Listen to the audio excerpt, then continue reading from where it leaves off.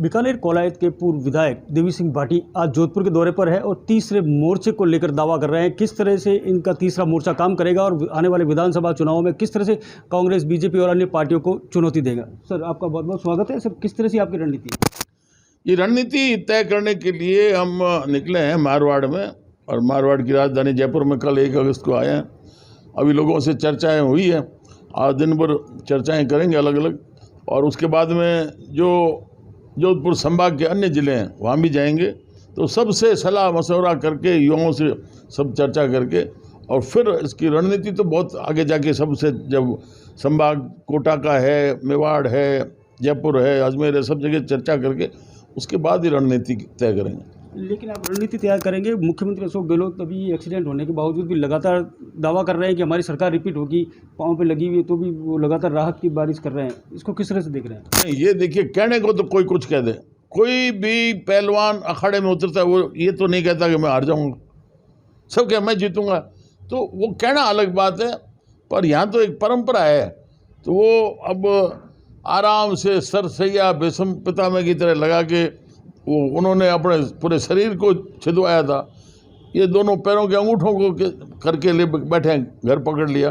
तो दोनों की एक ही स्थिति है, भीष्म पितामह और हमारे वर्तमान सम्माननीय मुख्यमंत्री अशोक जी गहलोत की। सर, दोनों की एक ही है स्थिति। अभी नहीं सहेगा राजस्थान। बीजेपी में आप भी रहे हुए हैं, अब बीजेपी में नहीं है। अब आगे आपकी क्या रणनीति रहेगी? जो इसको किस तरह से देखा, किस तरह का आंदोलन रहा, कितना आक्रोश दिखा आपने? देखिए, ना तो आक्रोश रैली में रथ अकेले ही रहे, रथ का ना तो कोई वो कहेंगे, अगर भूल गए, सारथी, तो इसमें ना तो रथ का कोई सारथी दिखा उस समय। और कल नहीं सहेगा, इतना प्रचार किया, नहीं सहेगा राजस्थान, और उसमें भी कहीं ना तो ऐसी लोग के जोश देखा, ना उनसे संख्या बल बना, प्रधानमंत्री से भी अपील करवा दी, तब भी कोई असर नहीं हुआ। तो अभी का नेतृत्व तो मुझे कोई परिणाम लाते हुए या जोश दिलाते हुए मुझे दिखता नहीं। और इसीलिए जो आपस में इनके एक दूसरे को काटने की भी चलती है, बीजेपी में अभी ज़्यादा है, कांग्रेस में भी चलेगा, क्योंकि कांग्रेस वाले तो हारी हुई बाजी खेलेंगे और ये जीतने के लिए एक दूसरे को काटेंगे कि मैं मुख्यमंत्री बनूं, उससे पहले इसको तो दूसरे को सलटा दूं। तो ये भी एक इसको पार्टी को नुकसान करेगा। तो ऐसा कोई अनुशासन रखने वाला इनका नेतृत्व को लीडरशिप है नहीं। तो वसुंधरा जी आती हैं तब तो निश्चित तौर पर एक दिशा बनती है, क्योंकि लोगों ने देखा है, और वो जहाँ उन्होंने वो गई है तो वहाँ जलवा भी दिखा है, लोग हज़ारों की संख्या में पहुँचते हैं। तो उसके अलावा बीजेपी में मुझे गुंजाइश लगती नहीं।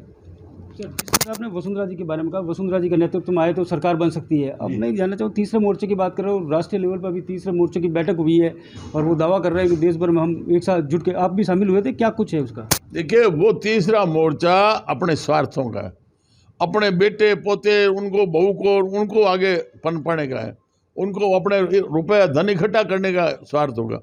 वो एक अलग है जो ये बार वहाँ दिल्ली में, अन्य जगहों, पटना वगैरह में इकट्ठे हो रहे हैं। सवाल ये नहीं है कि हम चाहते हैं कि तीसरा मोर्चा युवाओं के बल पर खड़ा हो, उसके बाद में जो रास्ता बनेगा सबसे सलाह करके तो वो बनेगा। बाकी वो दिल्ली वाले को कोई तीसरा मोर्चे में कोई गुंजाइश नहीं हो जाए। सर, अब एक और सवाल, जिस तरह से कि राजस्थान में अभी सियासत गर्म हो गई थी लाल डायरी को लेकर, लाल डायरी में कई सारे भ्रष्टाचार के आरोप लगे थे, उसको लेकर कई सारे सवाल उठ रहे हैं, इसको किस तरह से देख रहे हैं आप? भाई, लाल डायरी का हमें तो कोई ने मीडिया से ही पता लगा, और लाल डायरी में मुझे तो आज तक जितनी डायरियाँ सामने आई है समय समय पर, हर्षद मेहता से लेके और सबका, कोई किसी का कुछ नहीं बिगाड़ा। जैसे होता है ना सांपों की पंचायती में, ना मैं तुझे काटूँ, ना तू मुझे काटेगा, ना मैं मरूँ ना तू मरे, तो वही इन डायरियों का असर होता है। तो इसलिए अब लाल डायरी कुछ लाएगी, मुझे कोई परिणाम लेते दिखते ऐसा प्रमाणिक मुझे कुछ लगा नहीं।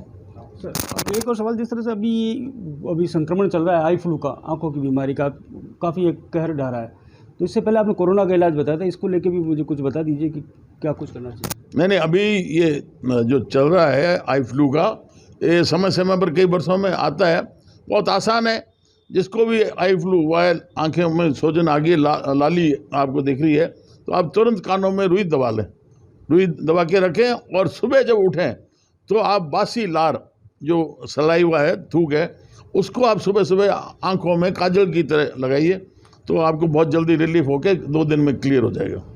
सर एक सवाल और, जिस तरह से कि ये अभी मुख्यमंत्री अशोक गहलोत 15 अगस्त से वो मोबाइल फ्री देने जा रहे हैं महिलाओं को, इसको लेके क्या कहना है, क्या कुछ हो सकता है इसका? हाँ, वो अपने निजी आय से देते तब तो हम मानते। और जनता का पैसा है, आप कुछ भी दो लुटाओ, क्या फर्क पड़ता है? आप सोना बांट दो, जनता का पैसा है, पहले बहुत कर्जा चढ़ा हुआ है प्रदेश पे और चढ़ जाएगा। तो ये तरीका ठीक नहीं है।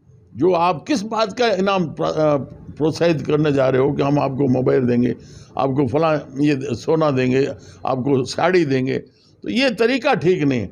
आप अच्छे विचार, आज मेरे को शिक्षा की तरफ ही देख लो कि आप शिक्षा की तरफ ध्यान दो ना। ये कौन सी पढ़ाई पढ़ा रहे हो? रोबोट तैयार हो रहे हैं।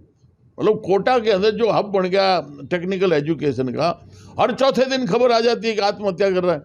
क्या गुरुकुल में एक भी खबर आज तक इतने वर्षों में आई है? तो उसकी तरफ ध्यान दो ना, जहाँ शिक्षा सब तरह की मिलती है, पर संस्कारित होता है वो बच्चा। वो माँ बाप के भी काम का है, समाज के भी काम का है, देश के भी काम का है।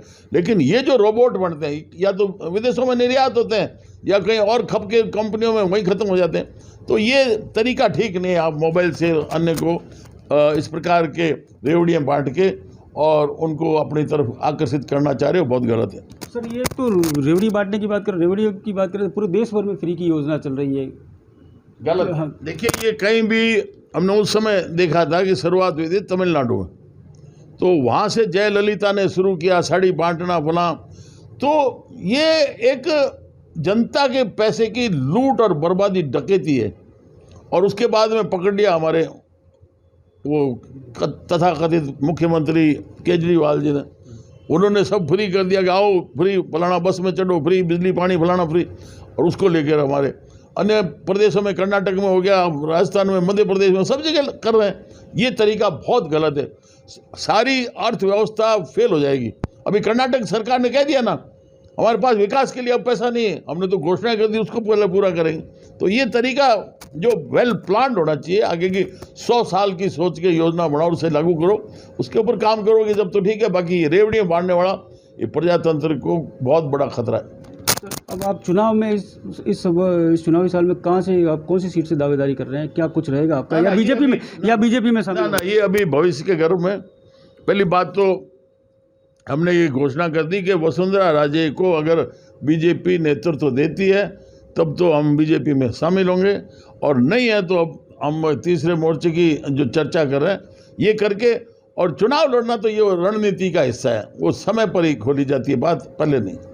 तो एक सवाल और, जिस तरह से आपके वहाँ के जो विधायक है गोविंद मेघवाल, वो दावा कर रहे हैं कि राहुल गांधी प्रधानमंत्री बनेंगे और हम 25 की 25 सीटें राजस्थान की लोकसभा की हम जीतेंगे। ये तो देखिए, कोई भी कुछ भी कह दे, वो जो जिस पार्टी में होता है तो उसके अंदर रहता है, जब तो उन्हीं की तारीफ करेगा। तो उनकी शायद होगा परिकल्पना, या उन्होंने किसी ज्योतिषी को बताया होगा उनके हस्तरेखा या कुछ और, तो वो उनके लिखा हुआ होगा तो बन जाएंगे प्रधानमंत्री। बाकी अभी के हालात तो ऐसा कुछ लगता नहीं है कि नरेंद्र मोदी के सामने बराबर खड़ा रहने वाला भी कोई चेहरा हो। एबीपी न्यूज़ से बातचीत करने के लिए बहुत बहुत धन्यवाद। आने वाले दिनों में जो विधानसभा चुनाव है उसमें राजस्थान में बीजेपी की सरकार लानी है, और बीजेपी को जो देवी सिंह भाटी साहब ने जिन्होंने बताया कि वसुंधरा राजे का नेतृत्व मिलेगा तो ही सरकार बन पाएगी। जोधपुर से करणपुरी, एबीपी न्यूज़।